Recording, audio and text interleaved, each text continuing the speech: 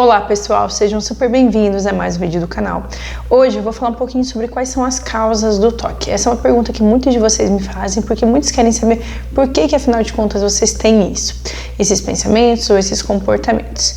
Bom, quando a gente fala de um transtorno mental, que é isso que o toque é, a gente entende que todo transtorno mental ele tem causas multifatoriais. O que significa isso? Então, eu preciso de uma mescla de vários fatores e somente quando eles se somam, aí sim eu desenvolvo aquele transtorno. Então, às vezes eu posso ter um fator que colaboraria para ter um toque, mas se eu não tenho os outros fatores juntos, eu não desenvolvo esse transtorno. O que a gente percebe que são esses fatores, né? A gente está falando aqui de fatores genéticos. Então, por exemplo, uma pessoa que tem toque, né? Quando eles estudam gêmeos monozigóticos, dizigóticos, os estudos deixam claro que a incidência de você ter toque aumenta quando você já tem ali na família. Isso significa que necessariamente porque eu tenho toque meu filho vai ter? Não, mas você tem, é como se ele tivesse mais chance sim de desenvolver o toque. Então quando a gente já tem o toque na família é mais fácil de desenvolver, mas só isso por si só não responde, porque seria fácil mapear e dizer que é 100% genético, e não é. Então o fator genético tem um peso importante. O outro fator importante é a questão, dentro dessa parte mais biológica mesmo, a questão da estrutura do cérebro de quem tem toque. O que alguns exames mostram, né? A gente ainda não tem um marcador biológico. O que é isso? A gente não tem uma parte do cérebro que os estudiosos vão pegar e falar, ó, é isso, é essa partezinha que está danificada, por isso que você tem toque. A gente não tem ainda essa coisa de que, porque eu tenho essa parte danificada, então com certeza eu vou ter esse transtorno, porém, vários estudos de vários tipos diferentes que são feitos, né, de avaliação do cérebro, de imagens mesmo, né, de máquinas, aparelhos que tiram imagem, foto de como o cérebro está funcionando, mostram o quê? Que existem algumas partes do cérebro de quem tem toque que funcionam de uma forma típica. É como se a gente tivesse todo um circuito no cérebro que funciona de uma forma bagunçadinha, de uma forma errada. Então, a gente tem um circuito que eles chamam, que está relacionado ao nosso córtex órbito-frontal. Então, a gente tem aqui o córtex pré-frontal e um pouquinho abaixo dele, né, a gente teria o que seria esse córtex órbito-frontal.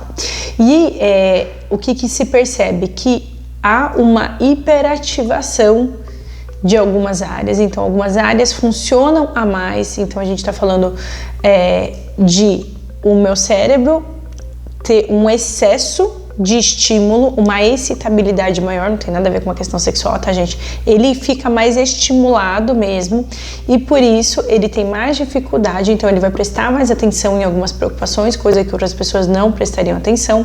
E a gente está falando de outras vias também que elas vão ter dificuldade de cortar essa preocupação. Então, quando a gente está falando do nosso cérebro, ele tem um mecanismo de falar assim, olha, nossa, a Leila tá aqui gravando vídeo, será que ela puxou o freio de mão na hora que ela chegou, sei lá, do mercado?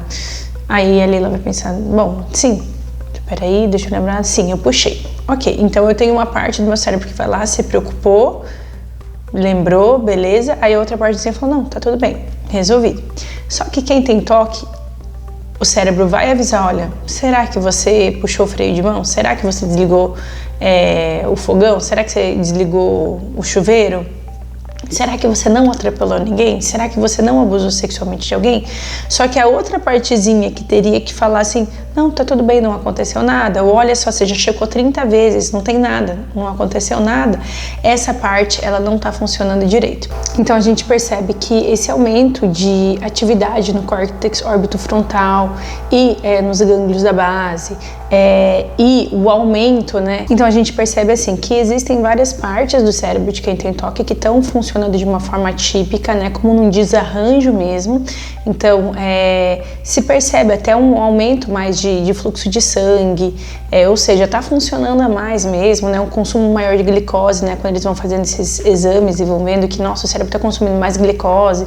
Então, o que significa? Que, assim, está atrapalhando demais. E aí, a gente está falando de áreas como o córtex orbitofrontal mesmo que eu expliquei, os gânglios de base, o tálamo, enfim, é toda uma circuitaria envolvida, onde a gente percebe que o cérebro não está funcionando da sua melhor forma e por isso a gente percebe que, por exemplo, a medicação ajuda bastante, porque, por exemplo, o neurotransmissor, a serotonina mesmo, que é muito famosa, né, tá afetado também. Então, os estudos não são conclusivos, a gente ainda não tem uma única resposta, como eu falei, a gente não tem um marcador biológico, mas essa parte né, da neurociência mostra muito para nós que sim, a gente tem uma boa circuitaria alterada ali no toque. Além disso, a gente tem também a parte imunológica, né? Então, em pacientes que tiveram infecção por uma bactéria chamada Streptococcus, e tiveram a febre reumática, esses pacientes, eles têm também sintomas obsessivo-compulsivos. Além disso, outros fatores, né, relacionados à causa do toque seriam os fatores psicológicos, comportamentais mesmo. Então, dentro dessa parte dos fatores psicológicos, o que a gente percebe? Que esses pensamentos que vocês têm, a maior parte das pessoas tem, como eu sempre falo, 90% das pessoas têm obsessões. Só que a grande diferença é que a pessoa que tem toque, ela vai ter, né, até por conta de tudo isso que eu expliquei agora dessa parte mais biológica, ela vai ter uma reação muito maior àquele pensamento do que uma pessoa que não tem toque. Então, se me vem um pensamento de que eu estou ofendendo Deus, a minha reação, se eu tenho toque, vai ser muito mais grave do que uma outra pessoa qualquer que não tem toque, que vai entender que, ai, que bobeira que eu pensei agora, ai, Deus me perdoe. Pronto, vida que segue.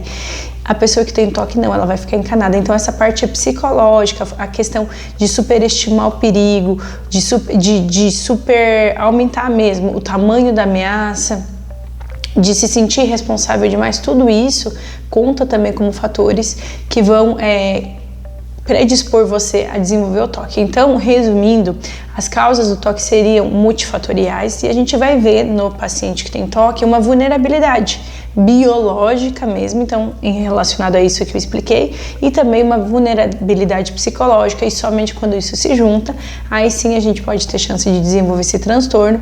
De novo, essas coisas que eu estou explicando aqui, elas não são taxativas, então, porque eu tenho o fator genético, logo com certeza meu filho vai ter? Não, mas eu tenho mais chances, só que lembra que a gente precisa do somatório de fatores para então eu desenvolver o transtorno? Então, pessoal, resumindo, é isso. Queria trazer um pouquinho essa parte mais biológica para vocês entenderem que não é de vocês, né? Porque eu penso isso porque eu sou uma pessoa má. Não, você pensa isso porque o circuito do teu cérebro não está funcionando direito.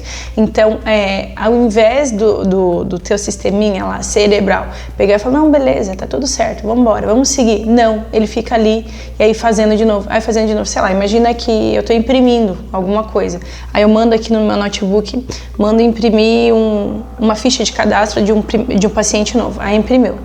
Aí daqui a pouquinho o computador fala, não, acho que eu não imprimi, né? Deixa eu imprimir de novo. Aí quando eu vi, tá caindo um monte de papel aqui e minha impressora tá mandando ver papel que não para mais e que na verdade assim, já imprimiu, não precisa imprimir.